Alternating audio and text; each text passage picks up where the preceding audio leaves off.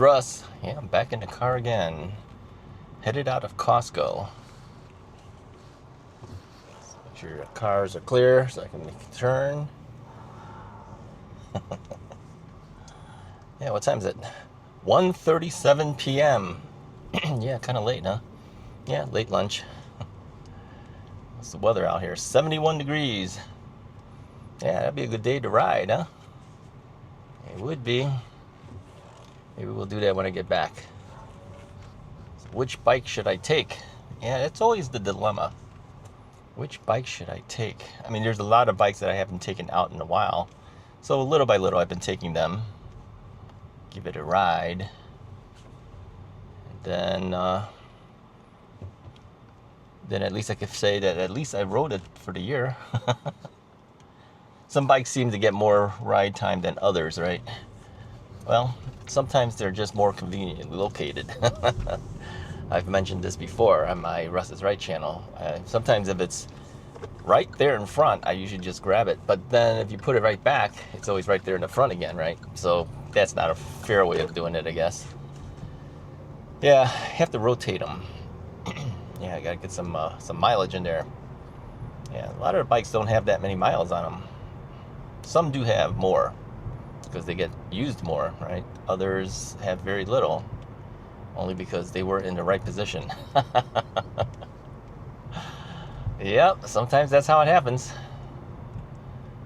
Let's head this way. Take a left turn here. Yep, I can see my chicken sliding down there. Yeah, I had to get a rotisserie chicken. Okay, I got a pizza too. And a 75-25. 75% Coke Zero, 25% Diet Coke. Yeah, I'm getting more used to it. So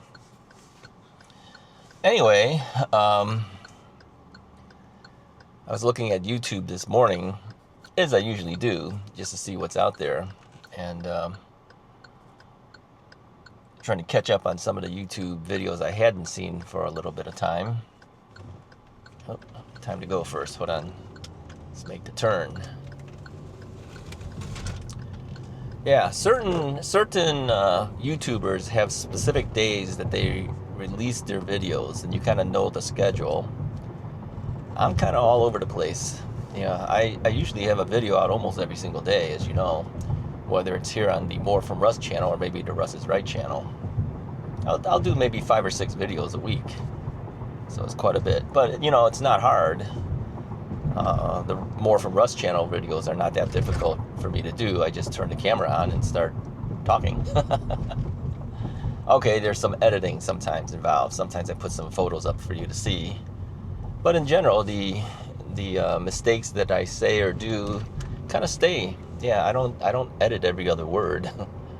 Yeah, I was talking to my friend Stacy, and he was saying the same thing. He says, yeah, some people literally edit almost every other word just to make a perfect sentence. I go, that's ridiculous. I don't know why they do that. You know, people make mistakes. People know that. And if you edit every other word, you can tell that you're editing it. So obviously they know that you didn't do it perfectly if the same sentence has like 3 or 4 edits. Ridiculous. Yeah. So anyway, I was talking to Tom from Costco, and he was filling up my gas, and he asked me, do you want me to top it off? I go, no, I don't see the point. He said the same thing. He says, I don't see the point either. He says, there are people who top off their gas tanks all the time to the point where it's spilling out of their gas tank, trying to get the dollar amount to even out. And he says, you're spilling gas all over the floor. You're supposedly putting it in your gas tank and just spilling out. There's no point in doing that. I mean, I remember people used to do it because they wanted their dollar amounts to be evened out so that there's no cents, right? It's like $13 and no cents, or $14 and 0 cents. What's the point of that? Anything that you buy at a store, you know, is going to cost you something like $10.95. Add the tax, you've got cents. What is the point? Yeah, he didn't understand the point. I never understood the point either. I don't do it. In fact, you have more chances of spillage if you do it. Why do it and then pay for it on top of that? How's that a benefit to you? Yeah, it's crazy. Let me know if you fill up your tank and then you top it off. After I said it's crazy, now you don't want to admit it, right? Yeah, don't do that. It's not going to benefit you, and it's more environmentally hazardous if you spill it, right? So yeah, don't do that. There's things that people do that sometimes you just wonder, why do they do what they do? Oh man. Here's one thing that I have noticed though, okay? Side of my face, if you might notice, is a little more red. Yeah, it's starting to get a little rash over here, even on this side. Usually happens right behind my ears, and then it starts filtering down. It happens every year. Yeah, I end up having to put some type of lotion on there, or at least something like Aveeno or something to moisturize it a little bit.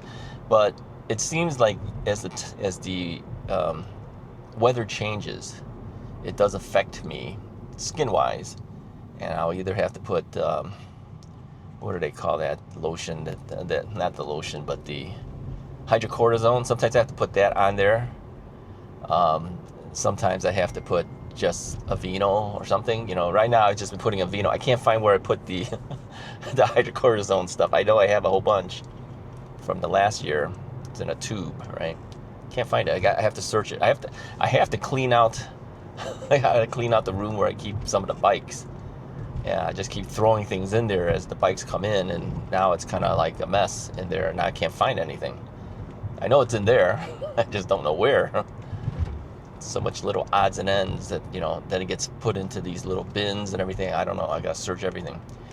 I start out cleaning it up, and it makes it look really good, and then it looks organized, and then probably within a week or so it's unorganized again, because I have to pull out things like bike chargers and things. Then you're what do you call it? You're sorting through all the stuff in the bin, and then all the cables get tangled up and all that, and pretty soon it looks like a mess again. It's a constant battle trying to keep up with it, and I just can't keep up with it. So it looks like a mess. Yeah. So anyway, so I was watching YouTube videos. That's what we were talking about. And I noticed that some people have gone different directions in their channels. Some of the different channels, whether it's a food channel or a bike channel or whatever. You started watching them and you kind of look at it and go, oh yeah, they seem pretty interesting. So you subscribe, you kind of watch, and it tends to change. Yeah, I think even my own videos have changed over to Russ's Right channel. Many people noticed this year that I didn't do a lot of long rides. I used to do like 40, 50-minute rides and put it on YouTube, and it didn't happen. Well, that's because weather was goofy. I had a lot of things happening this year as well. So it took away a lot of the time that I could have been out there. So people's lives change a little bit, and their videos change. And I've noticed this with other YouTubers as well, whether it's a bike channel or not,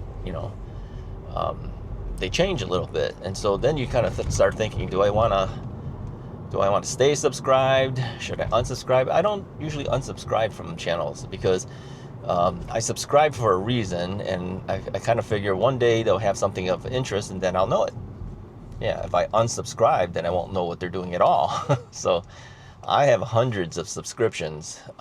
When you subscribe, for those that don't know, it doesn't cost you anything. All you're doing is hitting a button, and all it does is it tells YouTube that, hey, when the guy comes out with a new video, it'll kind of pop up and let you know what the new video is. Yeah, and if you hit that bell button, they'll send you a notification. Otherwise, they don't send you the notification. It'll just pop up in your daily feed, and then you can decide if you want to watch it or you don't. So I don't unsubscribe from hardly anybody, but some channels I had to. They had changed so much. I go, wow, that's not even close to what I thought this channel was going to be. Then I'll unsubscribe, But it's usually the long-term guys that I've subscribed to. I'm still subscribed to them. because I always figure eventually they'll come back with something good that's worth watching, and they do. So anyway, did I get an invitation to go to Arizona this year? Last year I went to Arizona for electric. No, I haven't heard anything from electric.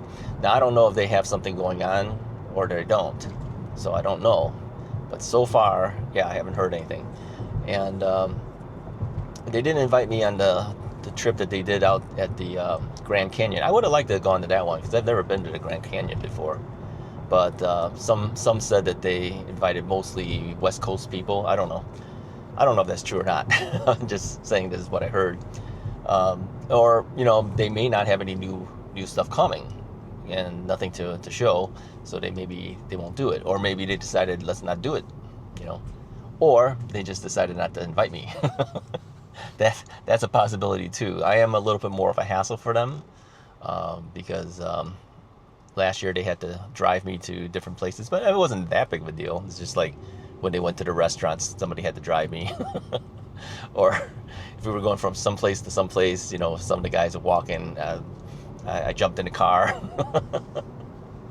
I kind of have to. Yeah, I really can't walk the long distances. It's just something I can't do.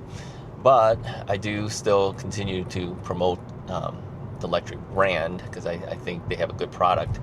And I genuinely like the people that are there. So anyway, so that's the thing. I watch certain types of YouTube videos. I've mentioned this before. I watch a lot of food videos. I do. This is like food review videos.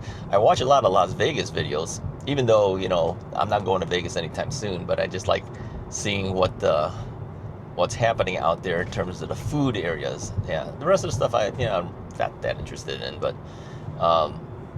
yeah, the prices in Vegas have just been continually skyrocketing. I mean, it's just ridiculous how much they charge for certain things now. A hamburger costs you $40. Come on. No way, I wouldn't do that. Buffets, that used to be pretty dirt cheap are now pretty expensive. Yeah, times have changed a little bit in Vegas. I think if Vegas wants to gain the people back, because they said this year has been really bad for them. Well, a lot of things, a lot of factors is the reason why Vegas isn't doing well this year. But some of it would be the high prices of buffets and restaurants in the strip area. Hiccups. So they've got to bring that down to get people to come. I mean, it's gotten to the point now, some of the influencers who do it say, yeah, you got to go out to Henderson, or you got to go out to Summerlin, or wherever the other area is. I mean, that's off strip. You got to take a Uber. It's going to cost you a certain amount of money just to get out there. So, but there are alternatives other than food places on the strip. There's in fact, in the Chinatown area of Las Vegas, not that far from the strip itself, there's a lot of restaurants you could go there, and they get some pretty good deals. Yeah. Or at least reasonable, I should say. May not necessarily be a deal, but, reasonably priced. In general, let me say this. In general, the Chinese food has always been reasonably priced, unless you go to some crazy restaurant that's like, hey, we're so high scale, this and that. But if you don't go to those type of places, in general, Chinese restaurants will typically offer you a lot for the money. They do. Their quantity of stuff is a lot. Hopefully the quality is good too, but usually they will give you more for the money. It's true.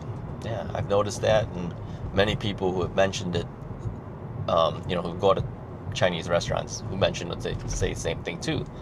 He says, I always fill up when I go to a Chinese restaurant, and I didn't pay as much money as you would have thought. It's true. It's how they do it. I don't know if that's an unwritten rule or something, but a lot of Chinese restaurants do that. Even carry-outs, I'm saying, right? Carry-out restaurants, they'll pack it in there. They'll give you a bunch for the money. Other restaurants, you pay an X amount of money, and then it's like, wow, I'm still hungry. It's like they didn't give you enough. That's not fun. Yeah, got to give them enough food to say it was worth going there. That's the logic that they have. And I've had relatives who've owned restaurants, and And they have the same philosophy. He says, no, you got to give them enough to make it worth it for them to come back. That's what they need to do. I don't know why they don't do that. Now it's like in Vegas, it's like give you as small amount as you can and then charge you an arm and a leg. Who's going to come then? Yeah, forget that. So, yeah, so I watch those videos, and I also watch e-bike videos, of course. Sometimes I watch the cooking stuff. See, it's all food related. That's how I started on YouTube. Yeah, I think I mentioned this before.